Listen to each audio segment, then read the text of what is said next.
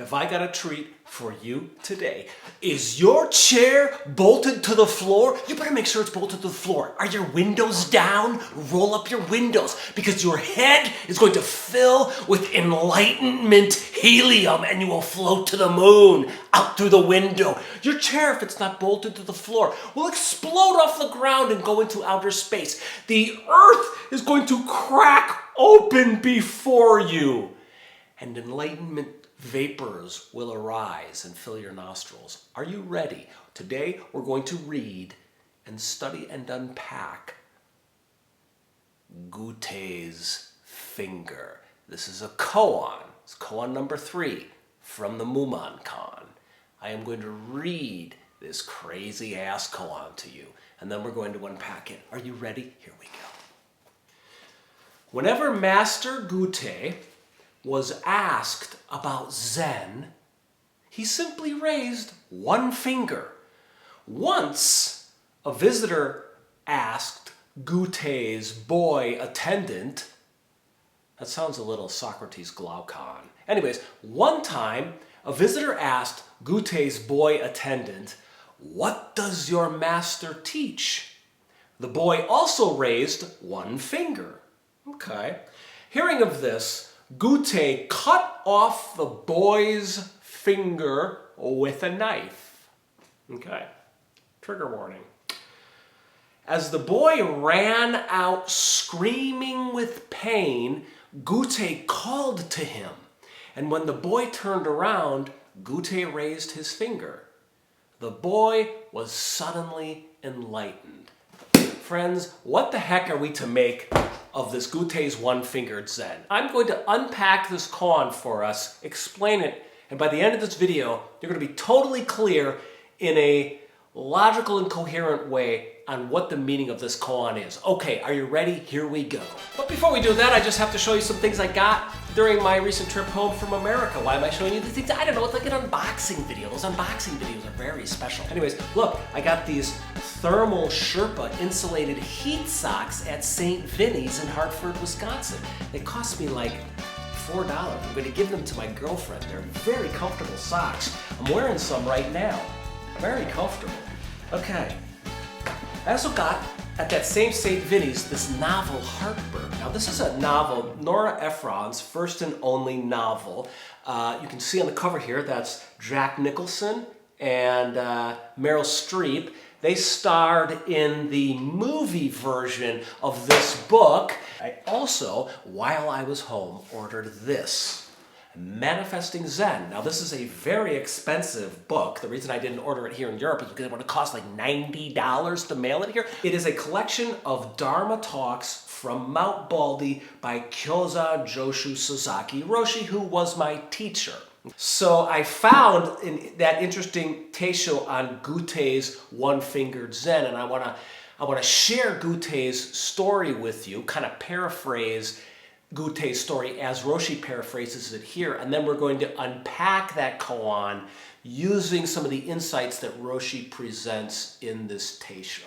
Roshi starts off telling us Gutei's story by saying, look, if you just read this koan, it seems that Gutei is kind of like a moron. Or maybe he's a holy fool. Or maybe he's just on such a transcendent plane that we don't know where he's coming from or what he's doing when he raises his one finger for the one-finger Zen, right? But he says, Gute did not start off this way. He was very well respected. He knew all the Dharanis and he could chant them completely.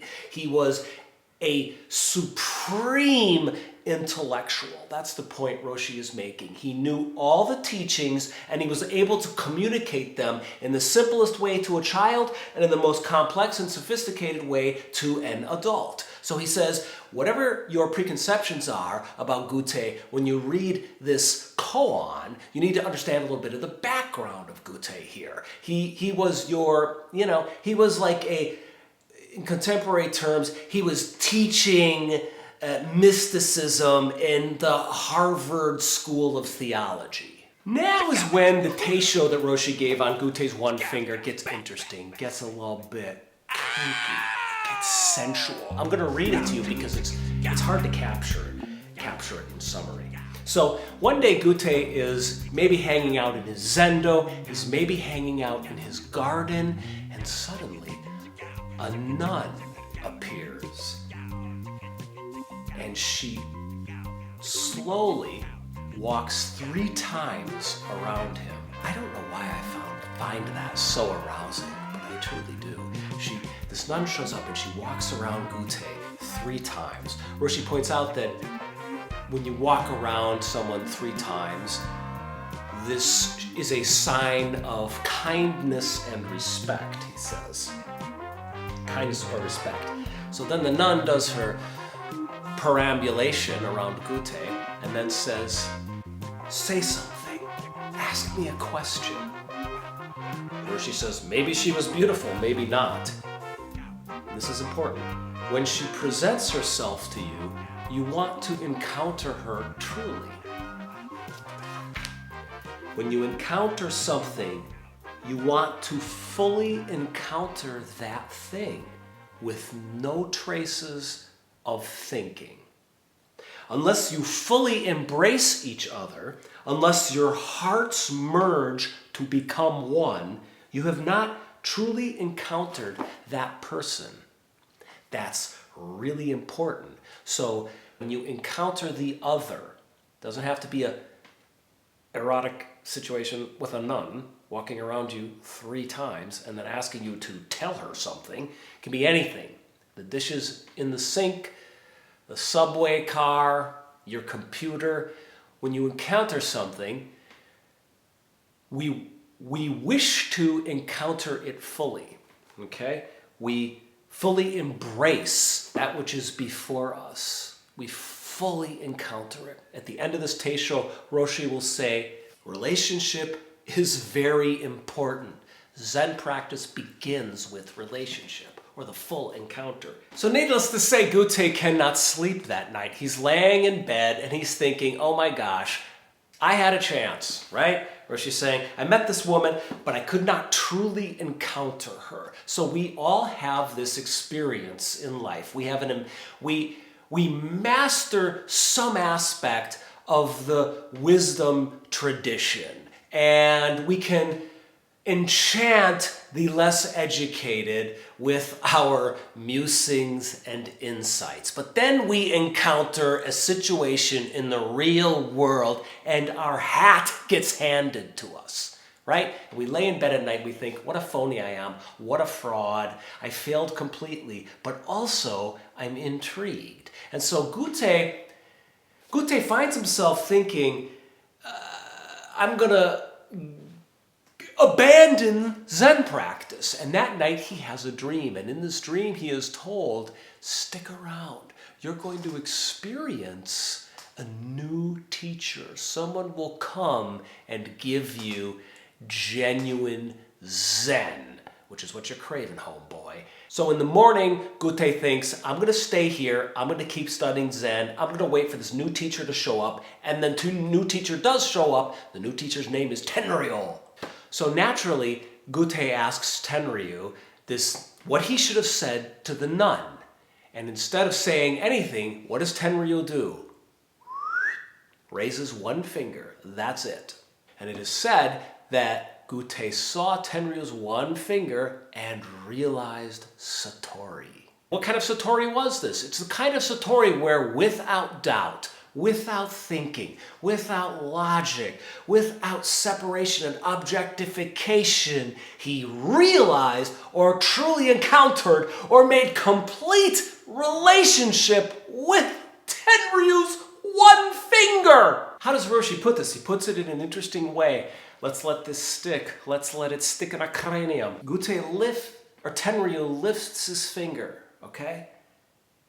This is a finger in which the self has totally disappeared, right? So Gute disappears completely into the finger, right? The part of us that is separate from our surroundings, day and night, gone. Disappears into the finger. Disappears into the handshake. Disappears into the smile. Disappears into the bird. disappears into any and every situation, or disappears into what you are making relationship with at that moment. Disappears. But here's where it gets interesting. Roshi says, this is a finger in which the self has totally disappeared. But, however, at the same time, it is also a finger through which the self appears. Okay? And Roshi says, this is a strange finger. If you realize the nature of this finger, you can lift your finger too, or say Amen. So Gute is basically just teaching one-fingered Zen. People ask him questions about the meaning of life, what happens after you die, how do I attain peace on this planet? He goes, I don't know how he keeps his job, but he does. Gute even has a boy attendant, and the attendant watches his teacher. And he starts thinking, well, maybe I can learn this one-fingered Zen and become well-respected and wise too. So when people ask him about Buddhism and the meaning of life and what happens after you die, he raises one finger. And Gute hears about this. And he thinks, this isn't right. He thinks, this boy is not getting the point. The teaching is not in the raising of the finger. The boy is getting attached to the expression. So what do we do in this situation, right? What do we do? Like, one of the great things about Zen Buddhism is that it cuts the finger away. It cuts the teaching off, right? It cuts off the attachment to expression. We could throw out the entire lineage of Zen and just say that the word Zen means no attachment to any teaching, whether it's all the Koan texts or one-fingered Zen, right? So the boy comes into Koan practice with Gute, and Gute asks the boy, what is Buddha? Okay, the Buddha in this context is the personification of the personification of the Dharma, okay? And the boy says, and Gute of course grabs his arm, pushes his hand down on a chopping block, which is conveniently there along with a hatchet, and he takes off the boy's finger, okay? He destroys this kid's way of thinking, completely destroys it. And the kid is leaving the room, and Gute calls out his name, and the kid turns around, and Gute raises his finger. And what do you think happens in that moment? The attendant gets enlightened, or realizes Satori. Earlier in this teisho or teaching, Roshi has already explained what you need to understand at the end of this teisho, when Gute raises his one finger and the boy attendant is enlightened.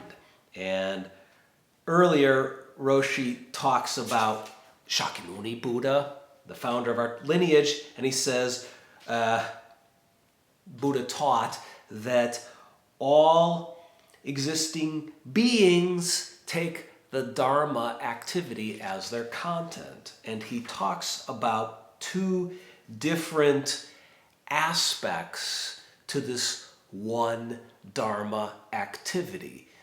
Mutually opposing but complementary aspects of this teaching. And the way he has many different ways of speaking of this Tathagata Zen teaching, of mutually complementary but opposing aspects of the Dharma activity. And here he describes those two different sides as the worlds of difference and the worlds of equality, right? So it's like the unitary aspect of this life that we have, and the distinction aspect of this life we have. So the distinction aspect is what he calls the complete or the incomplete self. It is a standpoint of sentience, the standpoint of delusion and desire. And so that's the world of difference or distinction, the world of plurality, the human world, right? And then he talks about the world of equality, okay, the standpoint of the completed self, the zero state. He says it's the standpoint of non-sentience or the realm of the sacred. Now,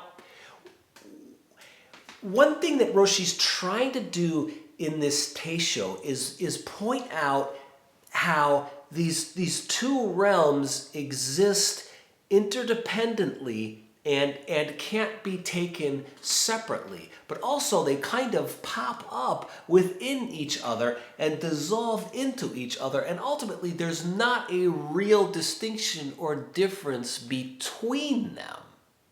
And he does some very interesting pedagogic jujitsu to make this point. It's a very powerful sentence that he came up with extempore, because that's how these teachings are given, off the cuff, spontaneously. I want to read this to you. So Roshi says, in Tathagata Zen, when ordinary humans manifest this complete self, okay? He says, this is called the original face. So when you dissolve the self completely, that's your original face, Roshi is saying. And we oftentimes attach to these teachings of original face, of dissolving our ego, of getting rid of our ego, of we impugn the personal self, right? That's religious teachings. You wear your hair shirt, you whip your back, you twist your legs, you contort them into positions.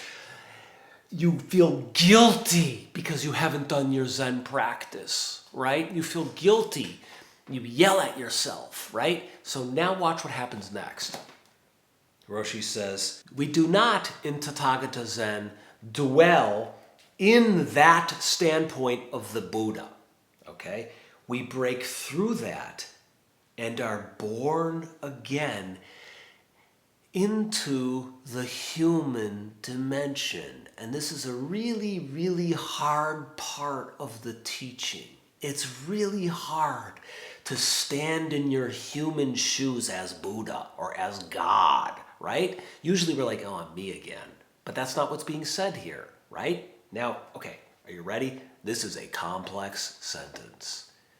Chew over this one. Write it out. Maybe I'll put it in scroll at the bottom of the screen. Editor Jack from the future, scroll at the bottom of the screen. I know you hate to do this sort of thing because it adds to your job. Shut up and do it. Roshi says, thus, the original face is not merely an ordinary person becoming a Buddha.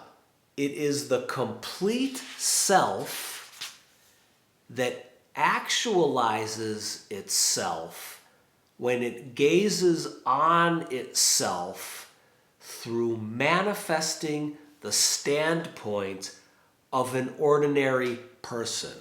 Tathagata Zen teaches that this too is the original face. Let me repeat that sentence. The original face is not just the ordinary person realizing that it is Buddha, right? It is also the complete self, or the Buddha, that actualizes itself when it gazes on itself through manifesting the standpoint of an ordinary person. So that's a really sophisticated way of describing what I think is an experience of Satori. How I take this statement from my teacher Roshi and his unpacking of Gute, how I take the statement today is, in order for Buddha, for awakeness to manifest, there must be a person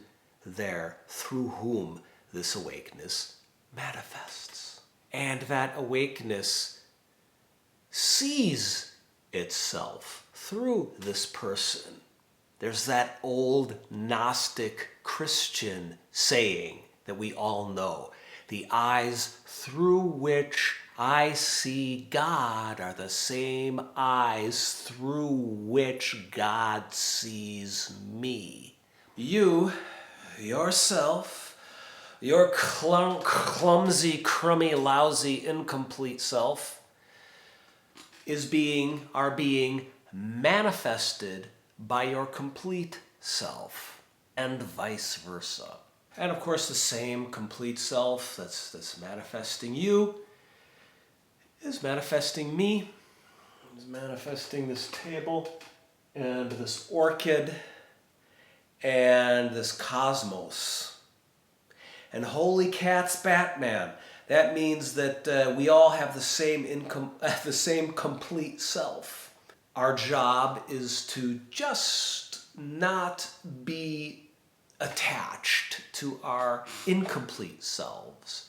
The complete self is the true self, and the complete self is fathomless. It has no boundaries. It includes all the things you encounter.